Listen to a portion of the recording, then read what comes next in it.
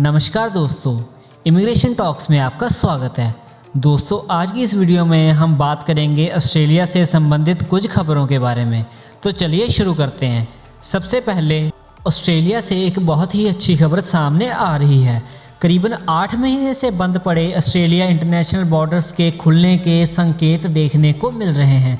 आपको बता दें कि कोविड-19 के कारण पूरी दुनिया ने अपने देश के लोगों की सुरक्षा के मद्देनज़र अपनी अपनी कंट्रीज़ के बॉर्डर्स टेम्परेरी अनिश्चित समय के लिए सील कर दिए थे। अभी ऑस्ट्रेलिया के इमिग्रेशन मिनिस्टर एलन टज ने एक मल्टीकल्चरल प्रेस कॉन्फ्रेंस के दौरान नॉन ऑस्ट्रेलियन सिटीजन, रेजिडेंट्स और इंटरनेशनल स्टूडेंट्स के लिए इंटरनेशनल बॉर्डर्स को रीओपन करने के संकेत दिए हैं। एलन के मुताबिक इंटरनेशनल बॉर्डर स्टेबल और सुरक्षित ढंग से दोबारा खोल दिए जाएंगे।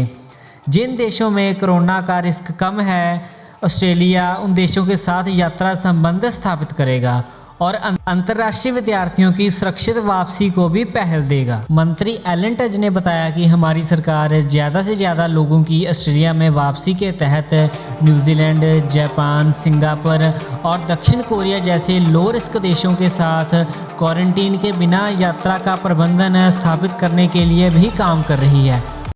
On the international borders, we're continuing that work of, if you like, trying to get our borders slowly but safely reopened, and we're doing this in a number of ways. We've firstly started to bring in some skilled, temporary skilled migrants again, but on a priority listing. We've started the bubble arrangements now with New Zealand, whereby you don't have to quarantine. It's a very significant step. And we're working on those bubble arrangements with some of the Pacific nations, with Japan, Singapore, South Korea, those countries who have also had very low infection rates. And if those open up, it means again we'll be able to bring people in to Australia without the quarantining. Because the quarantining, as you'd appreciate, is almost becomes the bottleneck, if you like, or the speed limit of how many people we can bring into the country.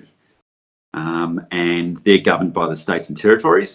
And at the moment, I think we have something like 5,000 beds per week, which obviously we're prioritising Australians and permanent residents for those beds.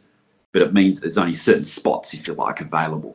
If you don't have to quarantine, we can just have the planes coming in. Now, so we're still working on that. People have constantly asked me about international students. And again, I know that many of your readers and listeners would be interested in this.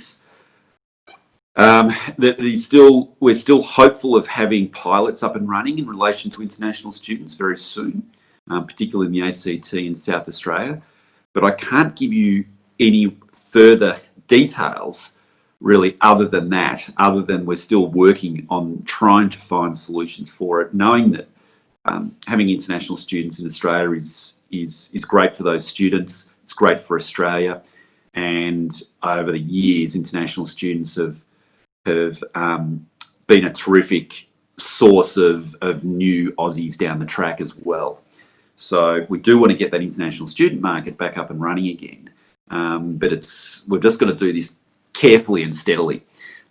When you think about the numbers here, you know, in a normal year, we would have about 185,000 international students come into the country at the start of the calendar year.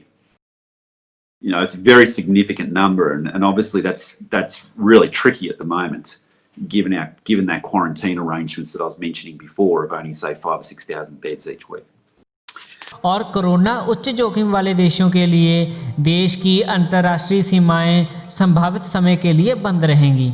दोस्तों, आइए अब बढ़ते हैं दूसरे update की तरफ। Australia government की तरफ से इस साल 1 जनवरी 2020 से 9 सितंबर 2020 के दरमियान टोटल 265 टैलेंटेड भारतीय नागरिकों को ग्लोबल टैलेंट इंडिपेंडेंट प्रोग्राम, जिसको GTI भी कहा जाता है, इसके अंतर्गत ऑस्ट्रेलिया में परमानेंट रेजिडेंसी के लिए एप्लीकेशन देने के लिए इनवाइट किया है। दोस्तों, पूरी खबर जानने से पहले अगर अभी तक आपने हमारे इस चैनल को सब्सक्राइब नहीं किया तो जल्दी से रेड कलर का बटन दबा के चैनल को सब्सक्राइब ज़रूर कर लें, ताकि हमारी हर वीडियो का नोटिफिकेशन आप तक सबसे पहले पहुंचे। चलिए दोस्तों, बढ़ते हैं अपडेट की तरफ।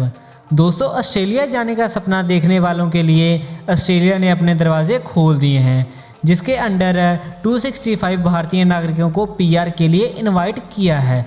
आपको बताते चलें कि ग्लोबल टैलेंट वीज़ा ऑस्ट्रेलिया में परमानेंट रेजिडेंसी लेने के लिए सबसे फास्ट एंड सक्सेसफुल वे है, जिसके पूरे प्रोसेस के लिए तय समय 2 दिन से 3 महीनों तक का माना जाता है। ऑस्ट्रेलिया द्वारा बनाए गए इस प्रोग्राम के तहत वीज़ा प्राप्त करने वालों में से अधिकतम संख्या ईरानियों की है, जबकि दूसरे स्थान पर बांग्लादेशियों का कब्जा है और तीसरा स्थान भारतीयों को प्राप्त है। यहाँ पर ध्यान देने वाली बात यह है कि यूनिक टैलेंट का visa global talent independent program का हिस्सा है, जो नवंबर 2019 में स्टार्ट किया गया था, जिसका मुख्य मोटो दुनिया के सबसे बेहतरीन टैलेंटेड टेक्नोलॉजिस्ट, जिनमें से space, cyber security, data science, energy और माइनिंग टेक्नोलॉजी आदि में काम कर रहे एक्सपर्ट को परमानेंट तौर पर ऑस्ट्रेलिया में रहने और काम करने के लिए अट्रैक्ट करना है।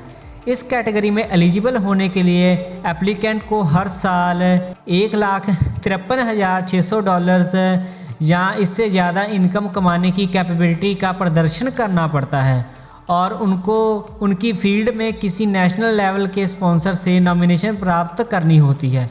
फेडरल गवर्नमेंट ने जीटीआई प्रोग्राम के अंडर साल 2019-20 में अवेलेबल 5,000 सीट्स को बढ़ाकर मौजूदा ईयर में 15,000 कर दिया है। दोस्तों, आज की वीडियो में बस इतना ही। अगर आपको वीडियो पसंद आई तो इसे लाइक एंड शेयर ज़रूर करें।